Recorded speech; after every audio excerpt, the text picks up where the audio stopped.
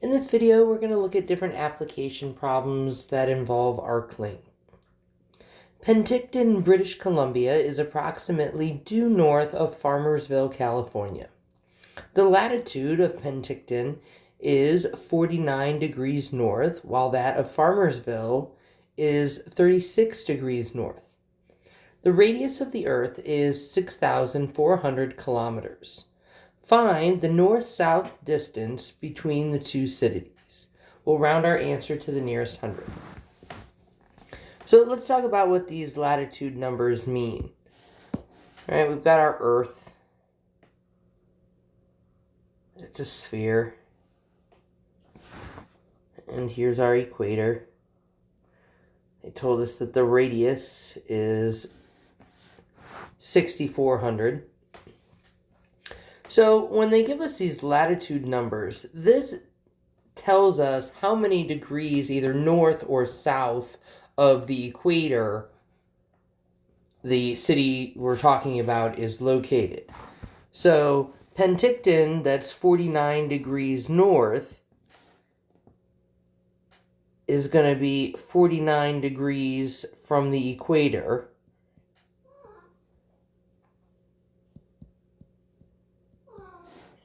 And then Farmersville is 36 degrees north, so that's going to be 36 degrees north of the equator.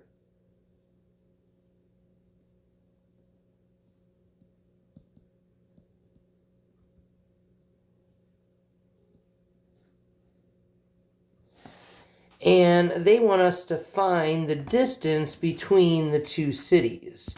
So we're basically looking for this amount here. What it is the arc length of that section of the Earth. That we can't just do a straight line because we know the Earth is round like a sphere. So really what it is arc length. Now they've given us these two latitudes, but what we need to find is the central angle that belongs to just that section between Penticton and Farmersville. So we'll subtract 49 and 36. Well, I guess 36 from 49 to give us a central angle measure of 13 degrees. So we're looking to find the arc length given a radius of 6,400 kilometers and a theta of 13 degrees.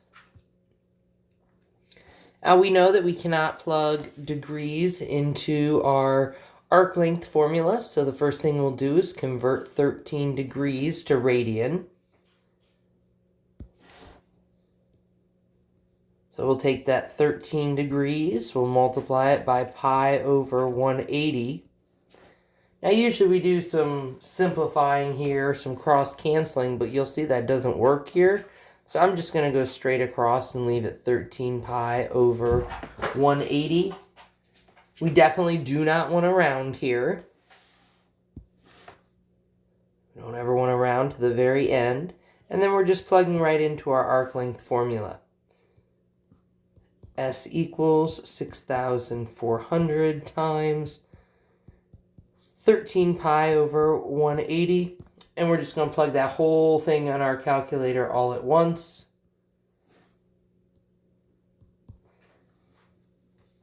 And we're rounding to the nearest hundredth. We get that there is a distance of 1,452.11 kilometers between those two cities.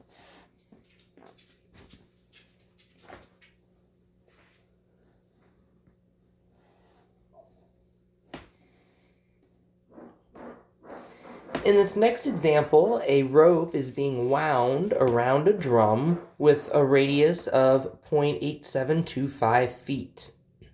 We want to figure out how much rope will be wound around the drum if the drum is rotated through an angle of 39.72 degrees. We'll round our answer to the nearest hundredth. So as this drum rotates and the rope is wound on the drum, Right? This is how much rope has been wound as we do that rotation. And we can see that that's on the exterior, the edge of our circle. So again, it's talking about arc length. Our arc length formula is S is equal to R times theta. We know our radius.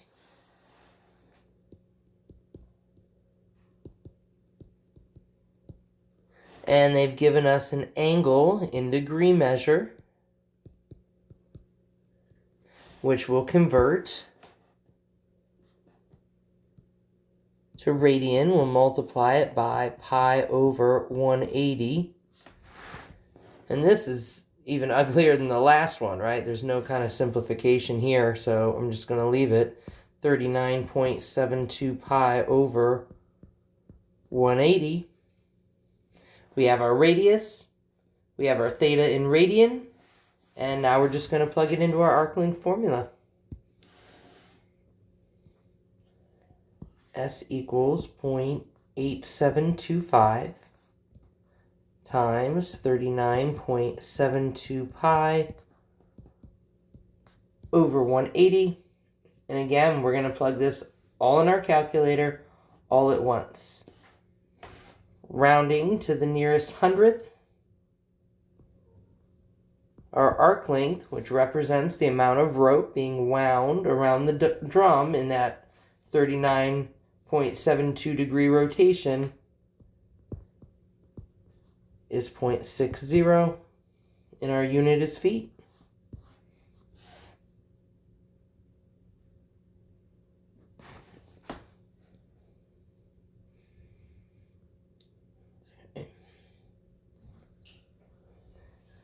This last example here is a little bit more advanced.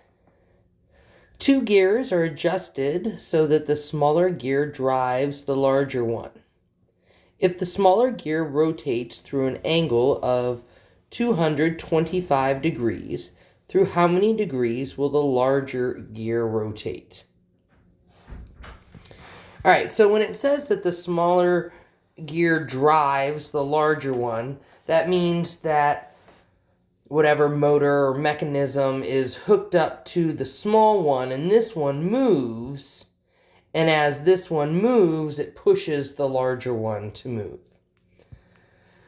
So if the smaller gear rotates through 125 degrees, so say I want 125 degrees, like starting from here. You know what? No, I'm going to start it from here. So starting from here, that'd be 180 degrees. So, we're looking at rotating through, this much. So that means that this many teeth are going to spin.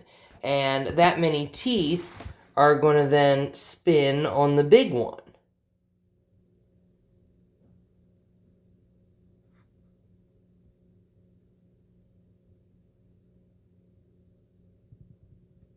And that's going to be about that much. So basically what we're trying to do now is figure out, what that angle would be there, which is definitely going to be less than 225.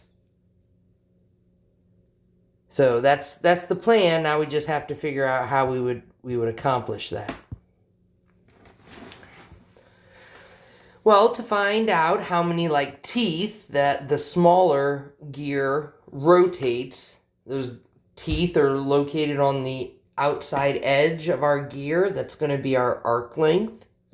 So we're going to start by finding the arc length for that smaller gear.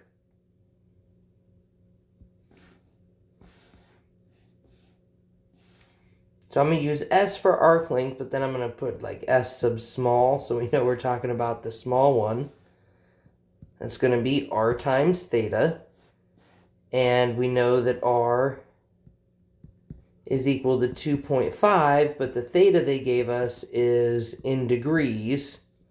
So we'll convert it to radian by multiplying by pi over 180. And this here does simplify. These are both divisible by 45.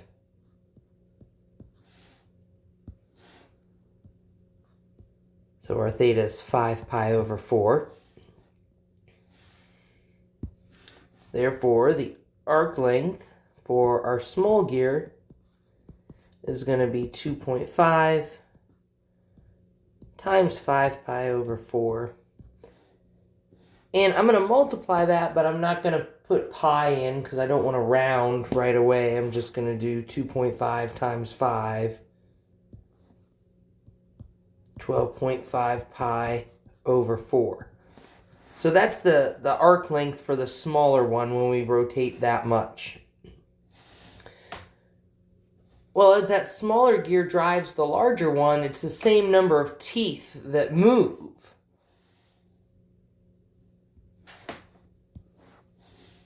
So we're going to go on to say, well, then if it's the same amount of teeth that move, then the arc length for the big one is this same number, 12.5 pi over 4. The radius is equal to 4.8, and we want to find theta. We want to find through how many degrees that larger gear rotates. So plugging into S equals R theta, we get 12.5 pi over 4 equals 4.8 times theta. We'll divide both sides by 4.8, putting this thing right in my calculator as it is.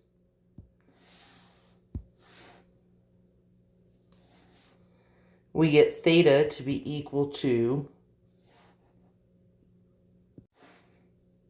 2.0453. But remember that the theta in our arc length formula is always radian. So as it's spitting out a theta, it's spitting out radian. And our directions asked through how many degrees. So we now need to convert this to degrees.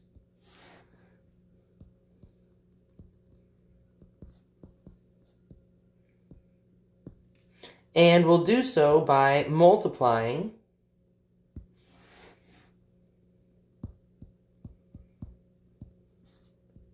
by 180 divided by pi.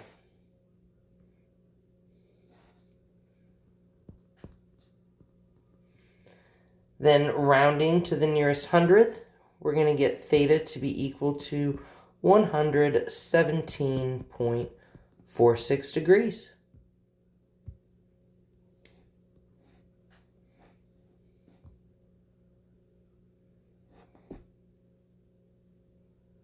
And those are a couple different applications of arc length.